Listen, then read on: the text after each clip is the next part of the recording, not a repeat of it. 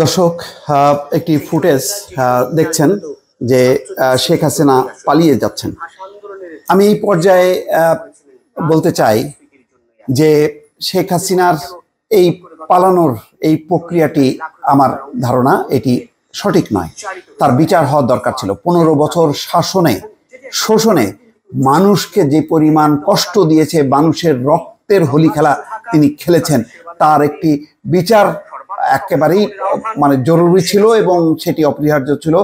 আমি জানি না কি কারণে বিচার ছাড়া শেখ হাসিনা বঙ্গভবন থেকে হেলিকপ্টারে করে যেই তার দেশ এয়ারপোর্টে এসছে বিশেষ নিরাপত্তায়, অথবা বঙ্গভবন থেকে তিনি এসছেন একটি তেজগাঁও একটি সংরক্ষিত এলাকায়, সেখান থেকে তার প্রক্রিয়া দেখা যাচ্ছে হেলিকপ্টার যোগে পালানো।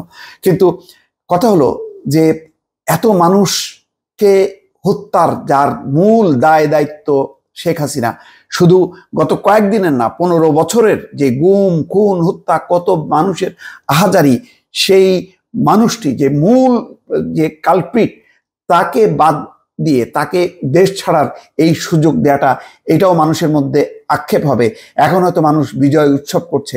আজকে গণভবন, তার এই যে আসর, তার যেই মধুচন্দ্রিমা, সেই গণভবনের মধ্যে সেই বিলাস বেসন, মানুষের যেই টাকার যথেচ্ছ পরিমাণ অপব্যবহার, তার একটি অবসান ঘটেছে। এবং দেখেছেন তার বিলাসী জীবন, যখন নাকি রাষ্ট্রীয় সফরে যেত প্লেন ভরে, গণমাধ্যম কর্মী, ব্যবসায়ী, দলের নেতা কর্মী ভরে ভরে নিয়ে যেত 200, 300, 400 করে। অর্থাৎ রাষ্ট্রীয় টাকার অর্থের যে কি পরিমাণ ধ্বংসলীলা, আজকে অর্থনীতিকে রীতিমতো পঙ্গু বানিয়ে আজকে সে চলে যাচ্ছে। তার বিচার হওয়া দরকার ছিল। দেশের এই ক্ষতি, মানুষের যেই রক্ত পিপাসু যেই চরিত্রে মানুষের রক্ত নিয়েছে, তার বিচার দরকার ছিল। সেই কারণে শেখ হাসিনাকে বন্দি করার দরকার ছিল। পৃথিবীতে স্বৈর শাসকদেরকে এইভাবে বন্দি করা হয়, তারা নিরাপদে কখনো যেতে পারে না। আজকে শেখ রেহানা হয়তো যেতে পারতো, কিন্তু শেখ হাসিনাকে জবাব দিয়ে যাওয়ার দরকার ছিল বাংলাদেশে মাটিতে, যে কিভাবে এই অপরাধগুলো সংঘটিত করেছে। কারণ প্রত্যেকটা অপরাধের শীর্ষে হচ্ছে তার নির্দেশেই বাংলাদেশ চলেছে। তার নির্দেশেই বাংলাদেশে অর্থ লুটপাট, হত্যাযজ্ঞ সবকিছুর কেন্দ্রবিন্দু, সবকিছুর জন্য দায় হচ্ছে শেখ হাসিনা। সেই শেখ হাসিনা কেন দেশ ছেড়ে পালিয়ে যাচ্ছে, এটা হচ্ছে দর্শক আমার প্রশ্ন। এই প্রশ্ন যদি বাদ দেই, তারপরে আমি যেটি দর্শক দেখতে পাচ্ছি যে আজকের একটি কালিমা মেখে যাচ্ছে, এটাই হয়তো সান্ত্বনা পেতে পারে মানুষ, যে আজকে যেই ন্যাক্কারজনকভাবে তার বিদায় ঘটলো, পৃথিবীর ইতিহাসে, সাম্প্রতিক ইতিহাসে কম সংখ্যক মানুষের এইরকম লজ্জাস্কর বিদায় হয়। অর্থাৎ ছাত্র জনতার গণঅভ্যুত্থানের মুখে শুধু ক্ষমতা হারালো না, তাকে দেশ ছেড়ে ভাগতে হলো। দেশের 55,125 বর্গ মাইলের কোথাও তার ঠিকানা হলো না। এমনই একটি শাসন ব্যবস্থা শেখ হাসিনা করে গেছে। আর মানুষকে ধোঁকা দিয়েছে, সে উন্নয়ন করেছে, সে নাকি বাংলাদেশের চেহারা পাল্টেছে।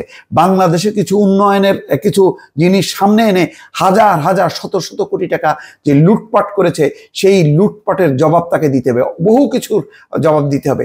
নিশ্চয়ই পরবর্তী সরকার যারা আসবে, তারা আন্তর্জাতিক সম্প্রদায়ের কাছে এই খুনের, হত্যার এবং লুটপাটের মূল যেই নায়ক, মূল নায়িকা এই শেখ হাসিনা এবং তার দোসরদের বিচার হওয়া উচিত বাংলার মাটিতে, যাতে বাংলাদেশে আর শেখ হাসিনার মতো এইরকম স্বৈরাচারী কোনো সরকার প্রধানের জন্ম না হয়।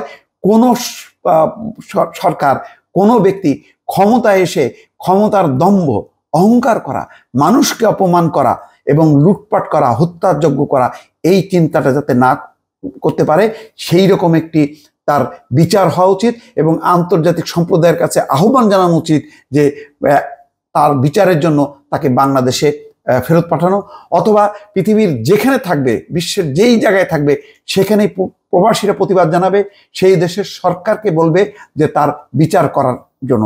সে তো গণহত্যা, জেনোসাইড ঘটিয়ে সে যাচ্ছে। তো যারা জেনোসাইড করে তাদের কি হয়? তাদের বিচার হয়। সেই বিচারের শাস্তি কি হয়, সেই শাস্তি নিশ্চিত করতে হবে শেখ হাসিনার জন্য। দর্শক ভালো থাকবেন, আল্লাহ হাফেজ।